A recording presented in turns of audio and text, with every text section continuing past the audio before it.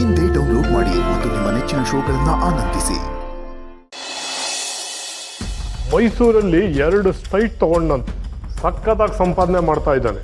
ಅದಕ್ಕೆ ನಾನು sub register ಆಗಬೇಕು ಅಂತ ತುಂಬ ಪ್ರಯತ್ನ ಪಡ್ತಾ ಇದ್ದೀನಿ, ಆದರೆ ಆಗ್ತಾ ಇಲ್ಲ. ನನ್ನ ಪ್ರಕಾರ ಒಂದೋ ಲಂಚ ಸಿಗಬೇಕು, ಇಲ್ಲ ಮಂಚ ಹಾಕಬೇಕು. ಅದಿಲ್ಲ ಅಂದರೆ ಕೆಲಸ ಮಾಡೋ ಮೂಡೇ ಇರೋದಿಲ್ಲ. ಏನಂತೀರ?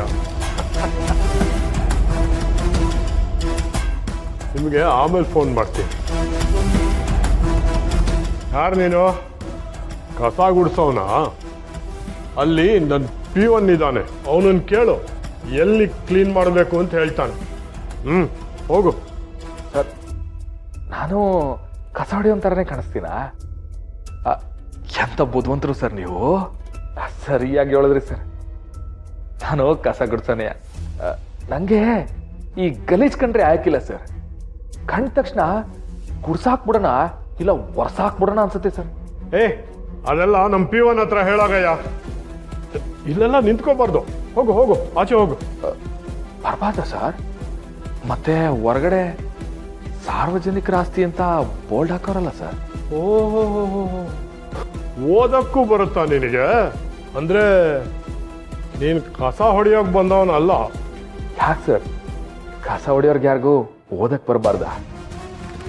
ಅಲ್ಲ, ಸರ್ಕಾರದವರು ಅಕ್ಷರ ಕಲೀಲಿ, ಎಲ್ಲರೂ ವಿದ್ಯಾವಂತರಾಗಲಿ ಅಂತ ಅದು ಇದು ಅಂತೆಲ್ಲ ಯೋಚನೆ ಮಾಡ್ತಿರ್ತಾರಲ್ಲ ಸರ್. ನೀವು ಅದೇ ಡಿಪಾರ್ಟ್ಮೆಂಟ್ನಾಗೆ ಆಫೀಸರ್ ಆಗಿದ್ದು ಹಿಂಗೆ ಹೇಳ್ತಿದ್ದೀರಲ್ಲ ಸರ್. ಯಾರೋ ನೀನು? ಊರಿಗೆ ಹೋಗೋಕ್ಕೆ ಕಾಸಿಲ್ಲ ಅಂತ ಭಿಕ್ಷೆ ಬೇಡಕ್ಕೆ ಬಂದಿದ್ಯಾ ಇಲ್ಲಿ? ಅಯ್ಯೋ, ನಿಮ್ಗೆ ಕಾಸಿಸ್ಕೊಳಕ್ಕಾಯ್ತದ ಸರ್?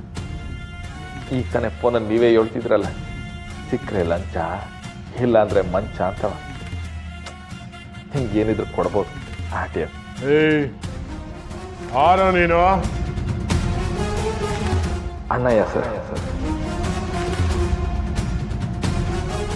ಯಾರಿಗೆ? ನನ್ನ 4 ಜನ ತಂಗಿರಿಗೆ ಸರ್. ಬರೀ ನನ್ನ ತಂಗಿರ ಪಾಲಿಗಲ್ಲ, ನನ್ನನ್ನು ಯಾರೆಲ್ಲ ಅಣ್ಣ ಅಂತ ಕರೀತಾರೋ ಅವರೆಲ್ಲರಿಗೂ ನಾನು ಅಣ್ಣಯ್ಯ ಸರ್. ಅದಕ್ಕೆ ನಾನೇನು ಮಾಡಬೇಕು ಸರ್? ನನ್ನ ತಂಗಿ ಒಬ್ಳು ಸರ್, ಸೌಮ್ಯ ಅಂತ. ಅವಳು ಪಾಪ ಸರ್ಕಾರಿ ಕೆಲಸ ತಗೋಬೇಕು ಅಂತ ಕಷ್ಟಪಟ್ಟು ಹೊಟ್ಟೆ ಬಟ್ಟೆ ಕಟ್ಟಿ ಹಗಲು ರಾತ್ರಿ ಓದಿ ಪರೀಕ್ಷೆ ಬರೆದು ಪಾಸ್ ಆಗವಳೆ. ಅವಳು ಕೆಲಸ ಸಿಗುತ್ತೆ ಅಂತ ಸರ್ಕಾರನೂ ಹೇಳೈತಂತೆ. ಆದರೆ ನೀವು ಓದಿಸಿ ಆಟ ಆಡ್ತಿದ್ದೀರಾ ಅಂತ ನನ್ನ ತಂಗಿ ಬಂದು ನನ್ನ ತವ ಹೇಳಿದ್ಲು. ಅವಳ ನಿನ್ನ ತಂಗಿ? ನನಗೆ ಯಾರೂ ಇಲ್ಲ, ತುಂಬ ಕಷ್ಟ, ಅಪ್ಪ ಅಮ್ಮ ಸ್ಕ್ರ್ಯಾಪ್ ಆಗ್ಬಿಟ್ಟಿದ್ದಾರೆ, ಮನೆಯಲ್ಲಿ ಬರೀ ತಂಗೀರು ಅಂತ ಹೇಳ್ತಾ ಇದ್ಲು. ನೀನು ಯಾವಾಗ ಅಣ್ಣ ಆದ್ಯೋ? ಅವರಪ್ಪಂಗೆ ಮೊದಲನೇ ಹೆಂಡತಿ ಮಗನ ಅಥವಾ 2ನೇ ಹೆಂಡತಿ ಮಗನ? ನೀನೇನಾದ್ರೂ ವರ್ಕೌಟ್ ಮಾಡ್ಕೋಬೇಕು ಅಂತಿದ್ಯಾ?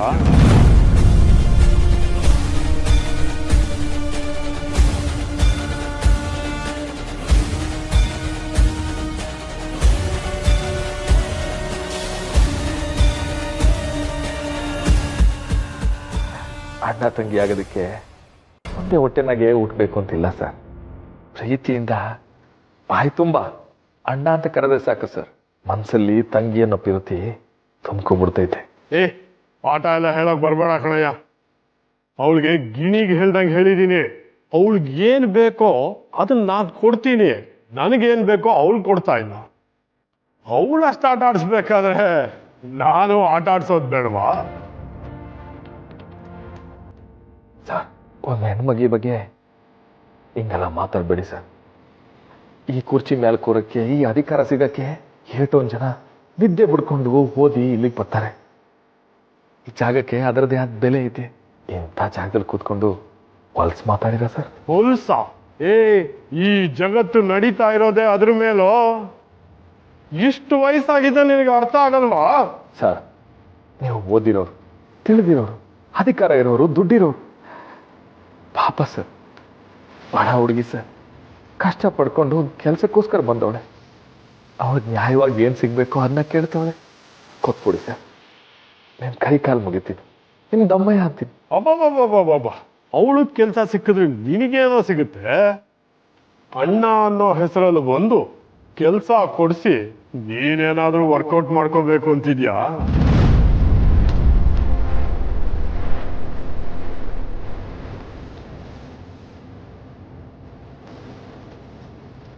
ತೆಪ್ಪು ಸರ್, ತೆಪ್ಪು. ಹಿಂಗೆ ನೀವು ತೆಪ್ಪಾಗಿ ಮಾತಾಡೋದು ಜಾಸ್ತಿ ಆಯ್ತಾ ಹೋದ್ರೆ ತೆಪ್ಪಾಗ್ಬಿಡುತ್ತೆ.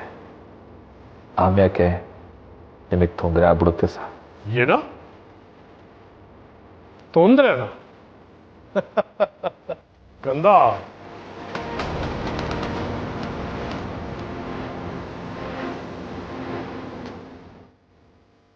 ಇದನ್ನ ಇಟ್ಕೊಂಡು ಊರ್ ಸೇರ್ಕೊ.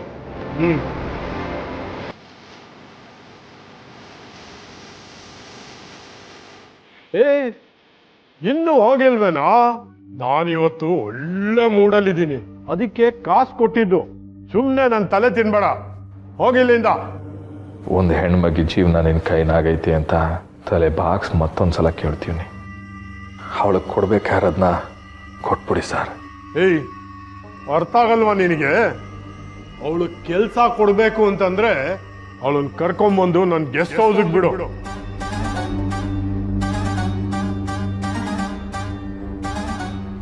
ಅವಳು ಕೆಲಸನೂ ಕೊಡ್ತೀನಿ, ನಿನಗೆ ಕಮಿಷನ್ನು ಕೊಡ್ತೀನಿ. ಅರ್ಥ ಆಯ್ತಾ?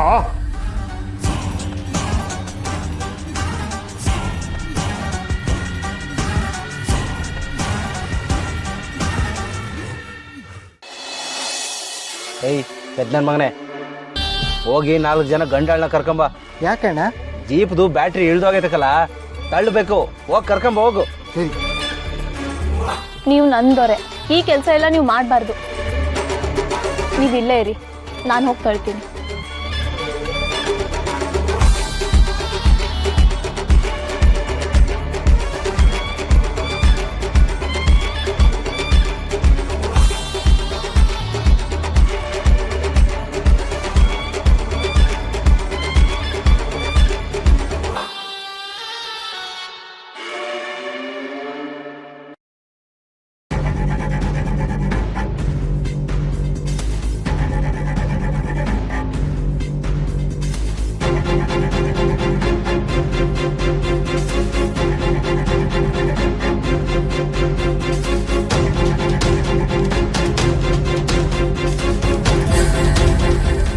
ಜೈ ಮಕ್ಕಳವ.